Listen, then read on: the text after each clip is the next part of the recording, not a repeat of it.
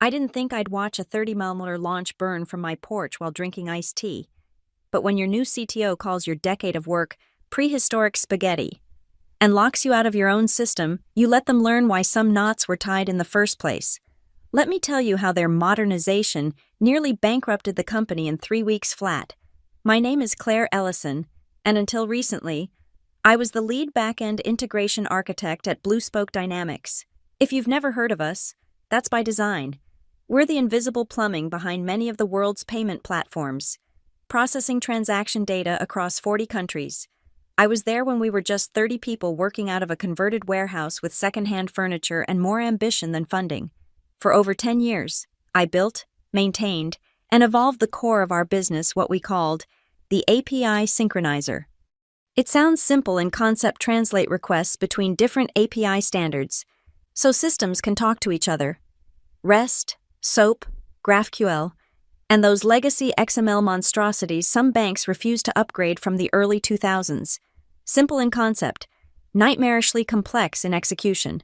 By the time I was pushed out, my system was handling 35 million requests daily without a single critical failure in years.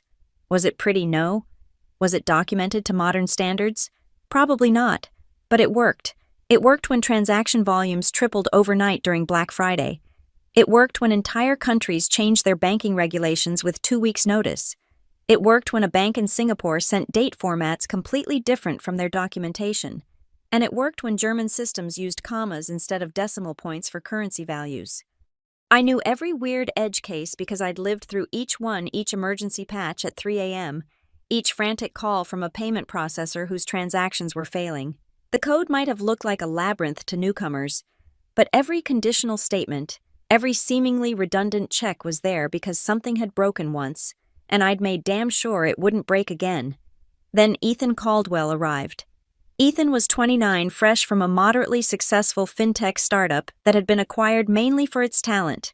He had a master's from Stanford, perfect hair, and spoke exclusively in buzzwords. He also happened to be the son-in-law of one of our major investors. 3 guesses how he became our new CTO, and the first 2 don't count. On his first day, he called an all-hands meeting with the engineering team. I still remember his opening line: "We need to stop thinking like a legacy company and start thinking like disruptors again." I almost laughed. Legacy company. We were processing financial transactions worth billions every month across systems spanning 4 decades of technology. We weren't building a photo-sharing app. Our infrastructure is holding us back, he continued, pulling up a slide with a tangled mess of lines that was supposed to represent our system architecture, particularly our core API layer. I felt every eye in the room turn to me. The API synchronizer was my baby. I'd built it from scratch, nursed it through growing pains, and expanded it as we scaled from 3 countries to 40. "We're going to rebuild it," he announced. "Serverless, event-driven architecture, microservices all the way. We'll slice up the monolith, containerize everything, and deploy a modern pipeline that can scale infinitely." My hand went up immediately. "Ethan, I understand the appeal of newer architectures, but our system has specific requirements that—" "Claire, right?" He smiled, cutting me off. "I appreciate your input, but I've reviewed the codebase. What we have now is, well, let's call it prehistoric spaghetti. No offense, but it's clearly grown organically without modern architectural principles. No offense." He'd just dismissed a decade of my work in front of the entire engineering department. "The code is complex because the problem domain is complex," I replied, trying to keep my voice steady. "There are critical edge cases that can be handled more elegantly in a modern architecture," he finished for me. "Trust me, I've done this before. We'll have a new system up and running in 8 weeks, and you won't recognize it, in a good way." I should have fought harder that day. Should have insisted on walking him through the system, explaining why certain things work the way they did. But I'd been down this road before with new executives wanting to make their mark. Usually, after a few weeks of reality checks, they'd moderate their ambitions. So I nodded, smiled tightly, and decided to wait it out. I was wrong. This time was different. Within days, Ethan had assembled a team of new hires, mostly fresh graduates and junior developers from his previous company. They started mapping out the new architecture without consulting any of us who had built the original system. When I tried to join their planning sessions, I was told they were trying a new approach without being constrained by legacy thinking. Legacy thinking. That phrase again, as if understanding the problem domain was a handicap rather than essential knowledge. I began documenting every edge case, every quirk of our various partner systems, every hard-learned lesson from a decade of operations. I compiled it into a comprehensive guide and sent it to Ethan and his team. 3 days later, I checked the document history. It had been opened once, for less than 5 minutes. Then came the first real warning sign. My GitHub permissions were quietly downgraded. I could no longer approve pull requests for the core systems I'd built. When I asked IT about it, they said it was a new security protocol that Ethan had implemented. Only current project owners could approve changes to their systems. But I am the project owner, I said. Not according to the new org chart, was the reply. I wasn't invited to the next architecture review meeting, or the one after that. My calendar, once filled with planning sessions and code reviews, grew emptier by the day. Meanwhile, Ethan's team was charging ahead, building their replacement for my system. 3 weeks in, I finally got a glimpse of what they were building when I was accidentally copied on a design document. It was sleek, modern, and completely inadequate. They had designed for the happy path what happens when everything goes right. But in our world, things rarely went right. They hadn't accounted for timeout handling across different regional banking systems.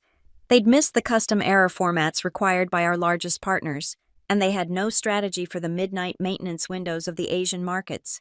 I compiled my concerns into a detailed email and sent it to Ethan and the project leads.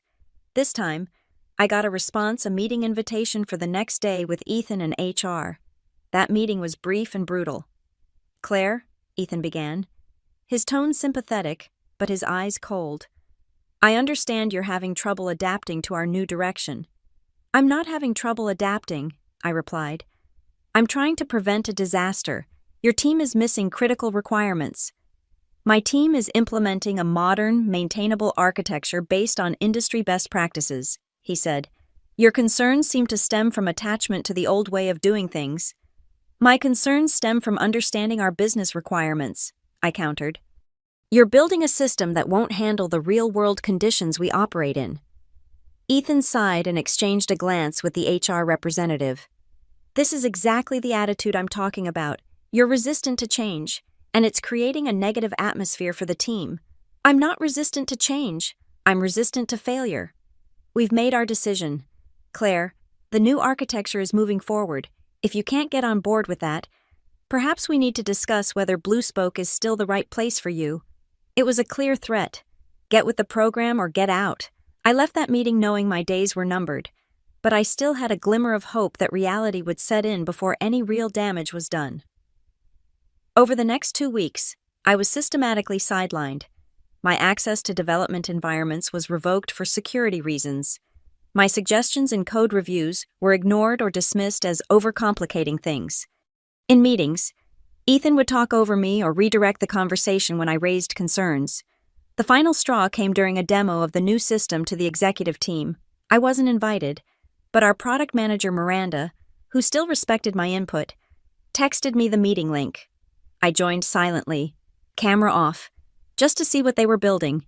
Ethan was in full sales mode, showcasing the elegant new architecture with beautiful diagrams and promising metrics. When the CEO asked about backward compatibility with our existing partners, Ethan assured him it would be seamless. "The old system required constant babysitting," he said. "But our new architecture handles all the edge cases automatically. Plus, it's infinitely more scalable and will cost 40% less to operate." I couldn't help myself. I unmuted and spoke up. "That's not accurate," I said. "Your current design doesn't account for at least 12 critical integration points. You're comparing theoretical performance against real-world proven reliability." There was a moment of stunned silence. Then Ethan laughed nervously. "Claire, I didn't realize you were on the call. These are preliminary figures. Of course, we're still refining the details." "The details are what make our system work," I insisted. "You're making promises you can't keep." The CEO looked uncomfortable. "Perhaps we should continue this discussion offline, Ethan. Set up a time to address Claire's concerns." Absolutely, Ethan said smoothly. We'll make sure everything is properly addressed before launch. The meeting ended, and within 5 minutes, my company Slack account was deactivated. An hour later, I received an email from HR requesting a meeting the following morning. I knew what was coming, so I spent the night preparing. I made personal copies of all my technical notes and documentation, nothing proprietary, just my own accumulated knowledge about the systems I'd built. Then I systematically went through our internal wiki and removed all the informal documentation I'd added over the years, the troubleshooting guides, the explanations of particularly complex code sections, the historical context for architectural decisions, all the things that weren't in the official documentation but made the system comprehensible. I wasn't stealing anything, these were my personal contributions that went beyond my job requirements. If they didn't value my input, they wouldn't have access to it anymore. The next morning, Mason Tilden, our CFO, joined the HR meeting. That confirmed it. They only brought in C-level executives for terminations. Claire, Mason began, looking genuinely uncomfortable. We've always valued your contributions to Bluespoke, but as we move forward with our technical transformation, we've had to make some difficult decisions about our team structure. I didn't bother arguing. What was the point? I sat silently as they outlined my severance package generous. I had to admit, and the terms of my departure, I would be paid through the end of the month, plus 6 months of severance. In return, I would sign a non-disparagement agreement and assist with a 2-week knowledge transfer. Knowledge transfer? I almost laughed. You've been systematically removing me from all projects for the past month. What knowledge do you suddenly want? Ethan, who had been silent until now, leaned forward. Claire, despite our disagreements, your historical knowledge of the system is valuable. We want to ensure a smooth transition. Too late for that. I thought. I signed the papers, handed in my laptop, and walked out of the building for the last time. 10 years of my life ended in a 30-minute meeting. The 2-week knowledge transfer was a joke. Ethan's team asked basic questions that showed they fundamentally misunderstood the problem domain. I answered truthfully, but didn't volunteer information. When they asked about specific code sections, I explained the function, but not the context, not the hard-won lessons that had led to that particular implementation. Let them figure it out for themselves, just as they'd wanted. At the end of the 2 weeks, I was officially unemployed.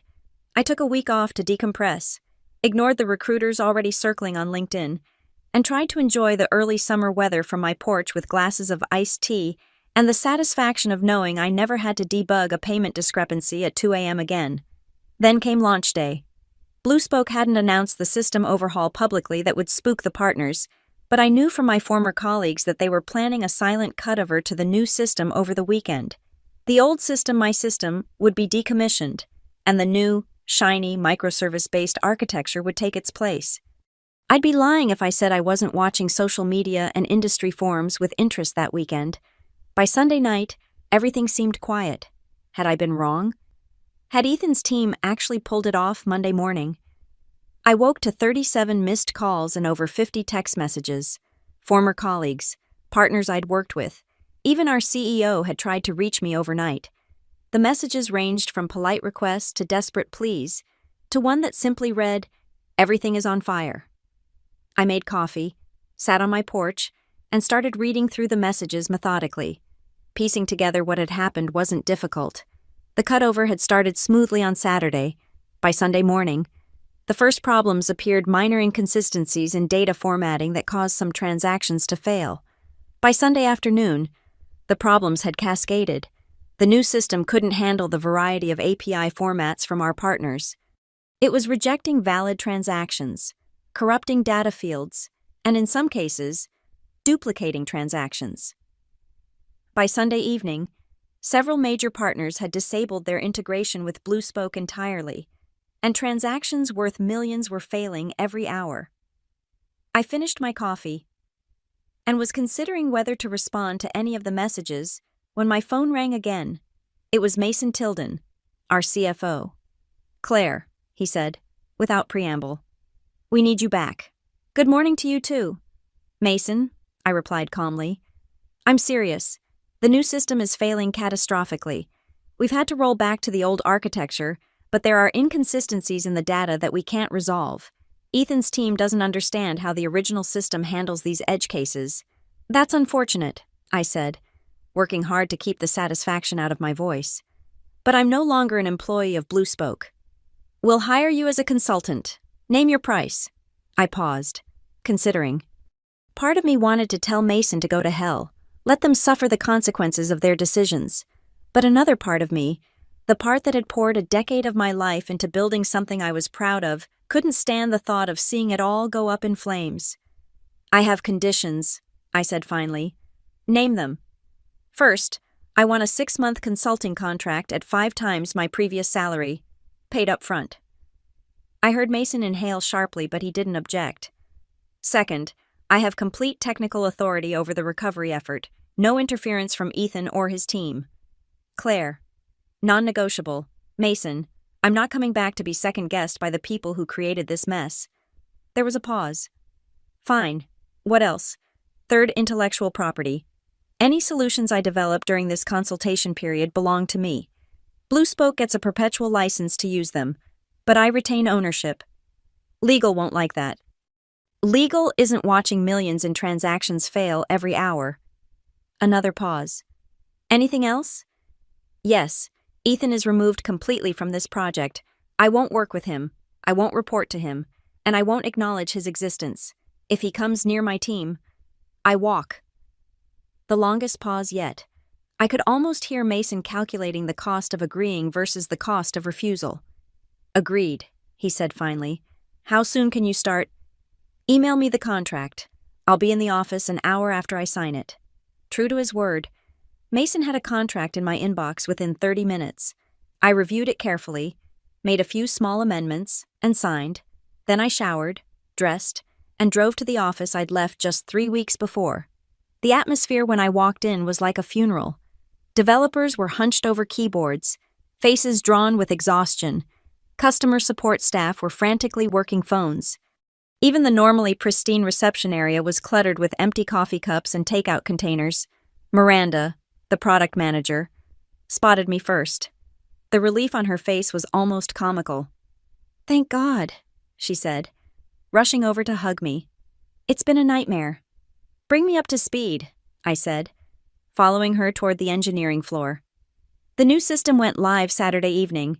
Everything looked good initially, but by Sunday morning, transactions from APAC started failing. Ethan's team tried to patch it, but that just broke the European integrations. Then the US markets opened, and, well, it all went to hell. We're losing partners by the hour. Has anyone been able to diagnose the root cause? Miranda shook her head. Ethan keeps saying it's just configuration issues, but his fixes aren't working. We rolled back to the old system 3 hours ago, but there's data corruption in the transaction logs, and no one knows how to resolve the inconsistencies. We reached the main engineering area, where a group of haggard developers were clustered around a whiteboard covered in diagrams. Mason was there, along with our CEO. Robert, Ethan was nowhere to be seen. Mason had kept his word. Robert rushed over when he saw me. "Claire, thank you for coming. We're in serious trouble here." "So I gather," I replied coolly. "Where do we stand with the rollback?" "The old system is online, but it's rejecting about 40% of transactions because of data integrity issues from the cutover. We've got 4 major partners completely offline, and another dozen threatening to pull out if we don't resolve this by end of day." I nodded, taking it all in. "I need a team, not Ethan's people. I want developers who worked with the original system." "Take whoever you need," Robert said immediately. I scanned the room and pointed to 5 developers I trusted, people who had worked with me before and understood the system's quirks. You, and you? Conference room 3, 5 minutes. Bring your laptops." While they gathered their things, I turned back to Robert and Mason. "I'll need complete access restored. All systems, all environments, all data." "Already done," Mason confirmed. "Your old credentials are reactivated with full admin privileges. And Ethan, on administrative leave, effective immediately," Robert said grimly. "Fix this, Claire. The company's survival literally depends on it." No pressure. Then, in the conference room, I laid out the situation for my hastily assembled team. "We've got 3 major problems to solve. First, we need to stabilize the current system and get transactions flowing again. Second, we need to repair any data corruption from the failed cutover. Third, we need to understand what went wrong so it doesn't happen again. What about the new architecture? Asked Priya, one of the senior developers. Forget it for now, I said. Our priority is getting our partners back online and processing transactions correctly. We can worry about architectural improvements after the fire is out. For the next 3 hours, we dug into the logs and code. Tracing the cascade of failures, the root cause became clear quickly. Ethan's team had completely misunderstood how our system handled regional variations in API formats. They'd built a sleek, standardized system that expected all partners to conform to a single format. But our partners didn't conform, they couldn't. They were bound by local regulations, legacy systems, and their own technical constraints. My API synchronizer hadn't enforced standardization. It had embraced the chaos. It contained hundreds of specialized adapters and translation layers that allowed each partner to communicate in their own dialect while ensuring the core transaction data remained consistent. Ethan's team had seen this as inefficient redundancy. They'd stripped it out, assuming they could force everyone into a common format. The results were predictable to anyone who understood the domain. Asian banks sending dates in YYDD format had their transactions rejected. European systems using commas as decimal separators saw amounts truncated or misinterpreted. Transaction IDs that included non-ASCII characters broke parsing routines. Worse, when the system started failing, Ethan's team had made desperate changes without understanding the interdependencies, creating a tangled mess of half-implemented fixes that made recovery even more difficult. By mid-afternoon, we had identified the critical issues and were deploying fixes to the original system. By evening, transactions were flowing again for most partners, though at reduced volume. By midnight, we had cleared the backlog of failed transactions and restored service to all but 2 partners who had implemented emergency blocks on their side. The next morning, I called a meeting with the executive team to explain what had happened and outline our recovery plan. Ethan wasn't present, but his spirit hovered over the proceedings like a ghost. The fundamental problem, I explained, was a misunderstanding of what our system actually does. The API synchronizer wasn't just routing traffic, it was actively translating between dozens of incompatible formats and protocols. The new architecture assumed a level of standardization that doesn't exist in the real world. But standardization would be better, wouldn't it? Asked one of the board members. More efficient. In theory, yes. In practice, we can't force our partners to change systems that process billions in transactions daily just because we want a cleaner architecture. Our value proposition has always been that we adapt to them, not the other way around.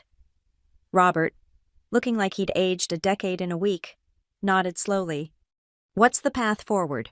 Claire, can we salvage anything from the new system? Some components, yes. The monitoring tools and deployment pipeline are actually quite good, but the core translation layer needs to be completely rethought. And how long would that take? To do it right, 6 months minimum, and that's with a team that understands the problem space. Mason winced. We've already spent most of our technical budget for the year on this project.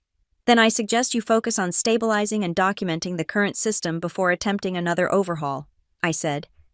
Which brings me to my next point. I distributed a document to everyone at the table.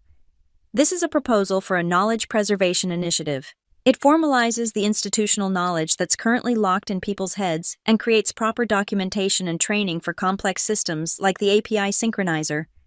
This looks expensive, Mason commented, flipping through the pages. Not as expensive as what just happened, I replied. You nearly lost the company because critical knowledge walked out the door with me. How many other single points of failure do you have on staff? How many other systems are one retirement or resignation away from being unmaintainable? That sobered the room. They knew I was right. Over the next 2 weeks, I worked with the team to fully stabilize the system and recover our reputation with partners. We created proper documentation, complete with explanations of the architectural decisions and the historical context behind them. I trained a new generation of developers, not just in how the system worked, but why it worked that way. As my consulting contract continued, I took on a new role as a technical advisor, reviewing architectural decisions and ensuring that institutional knowledge was properly preserved. I refused all offers to return as a full-time employee. The experience had taught me the value of my specialized knowledge, and I wasn't about to tie myself to a single company again. Ethan never returned from his administrative leave. I heard through the grapevine that he landed at another startup, hopefully one where his architectural philosophies would do less damage. Robert and Mason both apologized to me privately for what had happened, admitting they should have listened to my concerns from the beginning. The incident became something of a legend in the industry, not the details, which Blue Spoke kept tightly under wraps, but the general outline of a rushed modernization effort that nearly tanked a successful company.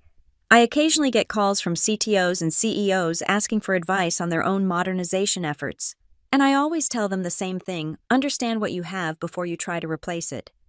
As for me, I now run my own consulting firm, specializing in complex system migrations and knowledge preservation for financial technology companies. I charge exorbitant rates, work reasonable hours, and always make sure my clients understand that sometimes what looks like prehistoric spaghetti is actually a carefully balanced system that's keeping millions of dollars flowing smoothly around the world. And yes, I still enjoy iced tea on my porch, but these days, I'm watching my bank account grow instead of watching a company burn.